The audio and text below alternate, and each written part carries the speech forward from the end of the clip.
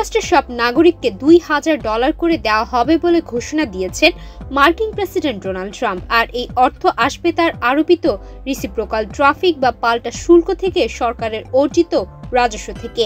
ট্রাম্পের দাবি, বিশ্বের বিভিন্ন দেশের উপর শুল্ক আরোপের ফলে যুক্তরাষ্ট্র $বিলিয়ন আয় করেছে এবং সেই আয়ের অংশ জনগণের মধ্যে বিতরণ করা হবে। মার্কিন সংবাদ মাধ্যম অক্সিয়াস জানায়, রোববার ট্রাম্প আবারও এই প্রস্তাব তুলেছেন। এর আগে তিনি পদ্মা সেতু, মেট্রো রেল এবং এলিভেটেড এক্সপ্রেসওয়ে নির্মাণের গর্বিত অংশীদার বসুন্ধরা সিমেন্ট। একাধিকবার এই উদ্যোগের কথা বললেও তা বাস্তবায়িত হয়নি। এবার তিনি সরাসরি প্রতিশ্রুতি দিয়েছেন যে শিগগিরই নাগরিকরা $2000 করে পাবেন, তবে উচ্চ আয়ের ব্যক্তিদের এই সুবিধার আওতায় বাইরে রাখা হবে।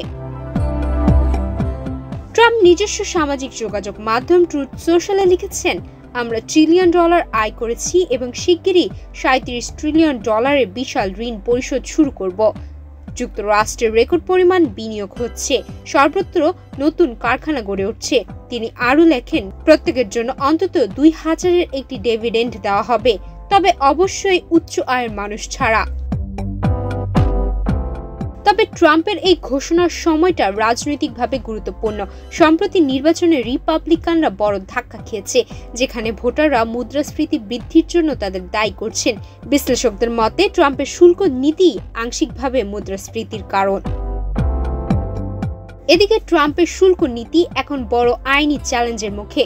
এই সপ্তাহে যুক্তরাষ্ট্রের সুপ্রিম কোর্টে তার শুল্ক আরোপের বৈধতা নিয়ে শুনানি হয়। বিচারপতিরা শুনানিতে প্রশ্ন তোলেন, প্রেসিডেন্টের এমনভাবে শুল্ক আরোপের ক্ষমতা আদৌ আছে কিনা। তারা ইঙ্গিত দেন এই শুল্ক বাস্তবে রাজস্ব সংগ্রহের এক ধরনের কর হিসেবে কাজ করছে, যা আইন অনুযায়ী বাণিজ্য ভারসাম্য রক্ষার জরুরি পদক্ষেপ হিসেবে বিবেচিত নয়। যদি আদালত রায় দেয় যে ট্রাম্পের শুল্কগুলো অবৈধ ছিল, তাহলে সরকারকে $100 বিলিয়ন বেশি অর্থ আমদানিকারকদের ফেরত দিতে হতে পারে।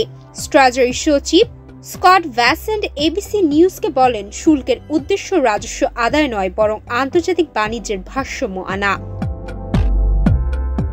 বিশ্লেষকরা বলছেন, আদালত যদি ট্রাম্পের শুল্ক বহাল রাখে, তাহলে নতুন বিতর্ক শুরু হবে।